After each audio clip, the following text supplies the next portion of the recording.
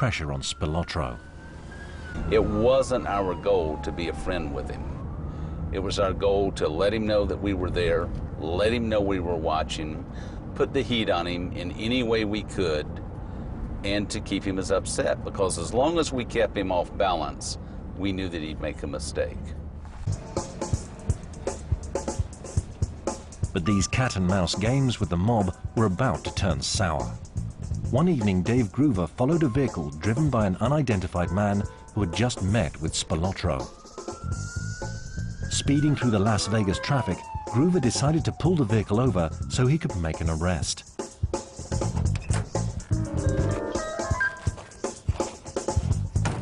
The man pulled a gun, and Groover fired back shots, killing the driver. The victim was the son of a local businessman with strong ties to the mob. He called Tony and wanted the cops killed. It was no idle threat. Through informants and wiretaps, FBI agents informed the police that a hitman had been dispatched from Chicago to kill Dave Groover and his partner. We did verify that the hitman was in Las Vegas. I watched him through a set of binoculars. We verified where he stayed. We verified that he did have a gun on him at the time.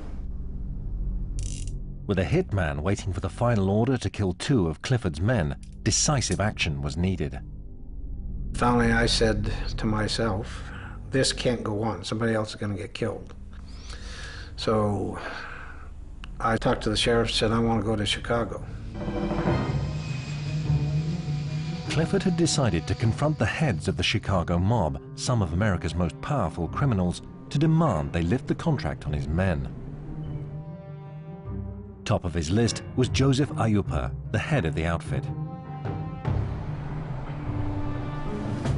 But perhaps tipped off about his visit, none of the bosses were at home when he called. Undeterred, Clifford issued his warning to their attorney instead.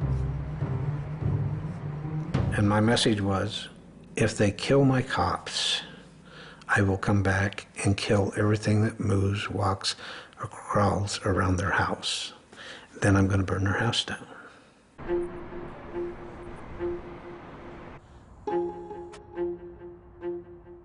With the message delivered, Clifford returned to his Chicago hotel room to wait for the response from the mob's attorney.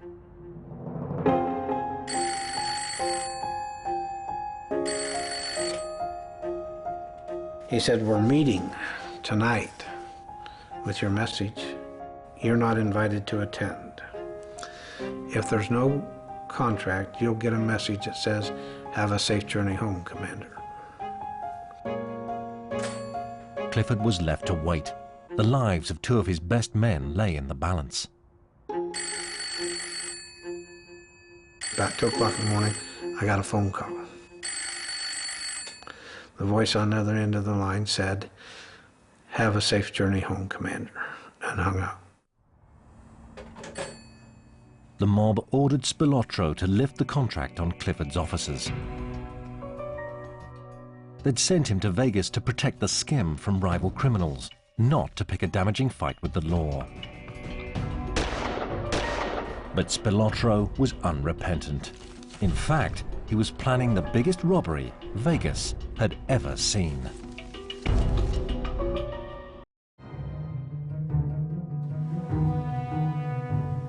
By 1981, just as the movie Casino portrayed, the Chicago mob's enforcer, Tony Spilotro, was under constant surveillance. Both the FBI and the police had been monitoring his hole-in-the-wall gang, a robbery outfit that had been terrorizing the city for over 2 years.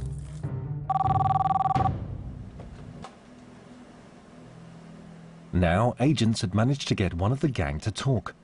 He gave them detailed information of a planned heist at Bertha's, a Vegas store specializing in high-quality silverware and jewelry. They was going to use the 4th of July, when all the fireworks were going off on the strip, they could be pounding a hole through the roof. The robbery was the brainchild of Frank Culotta. If successful, it would be the biggest of its kind in Vegas history. Been $1 million. We'd have probably wound up with, I'd say, close to probably 75 to 100,000 apiece. A large percentage of the haul would go to Tony Spilotro. For the FBI and the police, the heist offered a golden opportunity. It was the one link where we could put all these guys together into one major criminal activity that we could link back to Mr. Spilotro. So when that information came, of course, we are going to react, and we're going to react 100%. To catch the gang in the act, the FBI planned a massive surveillance operation.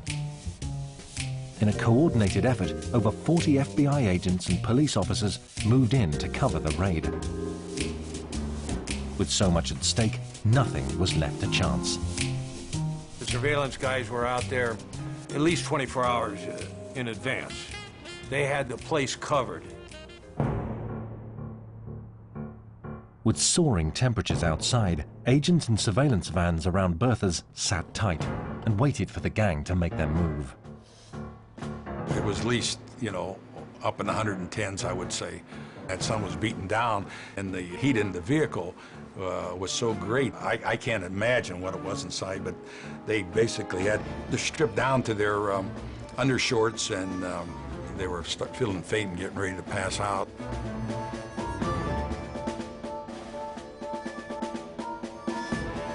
The hole-in-the-wall gang were also out on the streets that day, trying to ensure that Bertha's wasn't being watched. We checked around us all the time, constantly checked the surveillance to see if there was anything on us. Any mistakes by the FBI or police would have blown the entire operation. If I would have seen any policeman I know, near me that day, the robbery would have been called off. Everybody was kind of really tense. This would be the event that eventually we knew would break the group, would send most of them to prison, and it would send shockwaves everywhere. With the law well hidden, Culotta believed the coast was clear. The burglary was on. I remember the excitement. It was the perfect score. That it went down just perfect. As the 4th of July fireworks lit up the sky over Vegas, the hole-in-the-wall gang made their move. We watched them come to Bertha's. We watched them get on the ladder and go up to the top of the roof and drag all their equipment up there.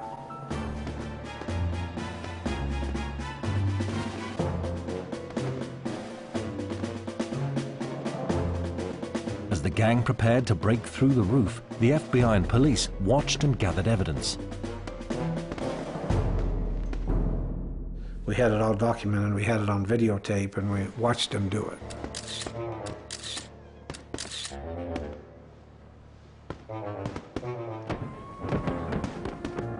For the arrest to be successful, the FBI needed one member of the gang to actually enter the building.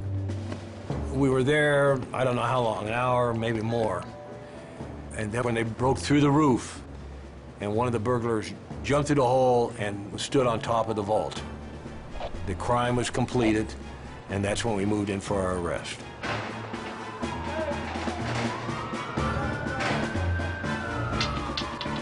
The operation had caught the gang red-handed. Well, to me, it was like, okay, we're busted. You can't beat that many people, my friend. You just can't beat them. Frank Culotta, Spilotro's right-hand man, now faced years in jail for organizing the attempted heist. The FBI offered to drop the charges if Culotta became a state witness against his boss. And they had some news to make him take the proposition seriously. We received information that